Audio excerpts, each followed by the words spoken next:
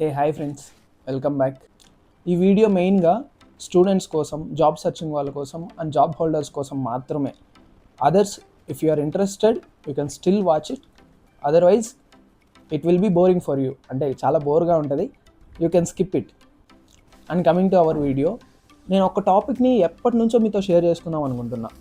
ఏంటంటే అది అసలు కంపెనీస్లో ఏ ఇంపాక్ట్ అనేది ఎంత ఉంది, అంటే ఏ కంపెనీలో ఏఐ ఇంపాక్ట్ అనేది ఎంత ఉంది మీ వర్క్ ఫ్లోలో. కమింగ్ టు మైన్, నా వర్క్ ఫ్లో దగ్గరికి వస్తే మా వాళ్ళు ఎప్పుడూ ఒక థియరీ చెప్తారనమాట. దాన్ని నేను ఎలా పిలవను, థియరీ ఆఫ్ ఏఐ అనుకున్నాం. అందులో 3 స్టేజెస్ ఉంటాయి. అదొక పిరమిడ్ అనుకుంటే అందులో 3 స్టేజెస్ ఉంటాయి. డోంట్ వరీ, నేను ఒక ఇమేజ్ లాగా కూడా డిస్ప్లే చేస్తాను. అందులో 3 స్టేజెస్ ఉంటాయి.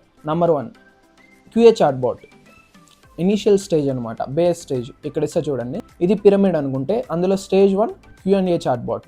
ఇందులో ఏం చేస్తామంటే జస్ట్ లెట్స్ ఒక ఎగ్జాంపుల్ తీసుకుంటే కోపైలట్ తీసుకుంటే దానికి క్వశ్చన్స్ అడగడం, మనం ఆన్సర్ గెట్ చేసుకోవడం, అంతవరకే ఉంటుంది. అది stage 1. And coming to stage 2 agentic work flow. ఇది మేము కరెంట్ ఉన్న స్టేజ్ అనమాట. మేము దాటేసి వచ్చేసాం, అంటే Q&A చాట్బాట్ని దాటేసి ఇప్పుడు ఏజెంటిక్ వర్క్ ఫ్లోకి వచ్చేసాం. ఆ ఏజెంటిక్ వర్క్ ఫ్లో ఏం చేస్తుందంటే ఇట్స్ జస్ట్ నథింగ్ బట్ ఒక టూల్ని యాక్సెస్ చేయగలుగుతుంది, మనకి ఆ వర్క్ అనేది చేసి పెడుతుంది. మనం కరెక్ట్ కాంటెక్స్ట్ లెవెల్ ప్రాంప్ట్ అనేది ఇచ్చామంటే అది ఆ కంప్లీట్ వర్క్ అదే చేసి పెట్టగలుగుతుంది అనమాట. And coming to stage 3 agentic SDLC, ఇది కంప్లీట్ వర్క్ ఫ్లోని అదే ఆటోమేట్ చేస్తుంది. అంటే రిక్వైర్మెంట్ వచ్చిన దగ్గర నుంచి ఎండ్ ప్రోడక్ట్ వరకు అదే మొత్తం అండర్స్టాండ్ చేసుకొని డెవలప్మెంట్, టెస్టింగ్ మొత్తం అదే చేసి పెడుతుంది. ఎండ్లో ఒక మాన్యువల్ రివ్యూ అనేది అవసరం అవుతుంది, అంతవరకే మనకు కావాలి.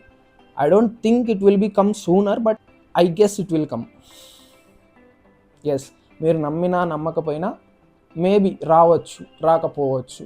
నేను కూడా షూర్ కాదు, నేనేం సాయిబాబా కాదు కాబట్టి నేను కూడా షూర్ కాదు ఫ్యూచర్ని ప్రిడిక్ట్ చేయడానికి.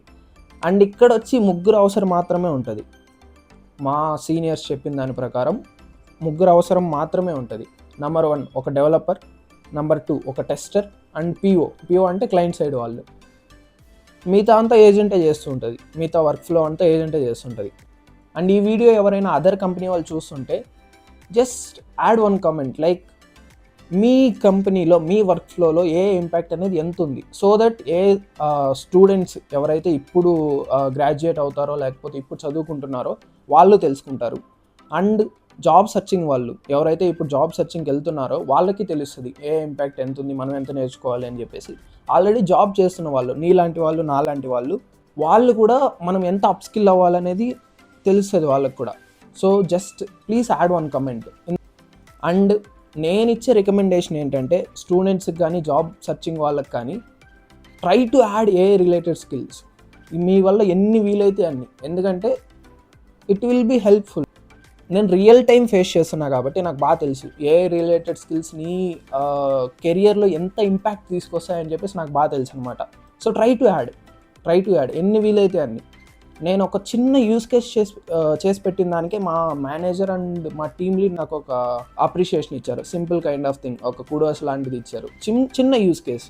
సో నేనేం చెప్తున్నానంటే ఆల్రెడీ ఎగ్జిస్టింగ్ ఉన్న వాళ్ళు ఎవరైతే సీనియర్స్, మేనేజర్స్, టీమ్ లీడ్స్ ఎవరైతే ఉన్నారో ఆల్రెడీ కంపెనీస్లో వాళ్ళకంత తెలియదు, ఏఐ గురించి అస్సలు తెలియదు.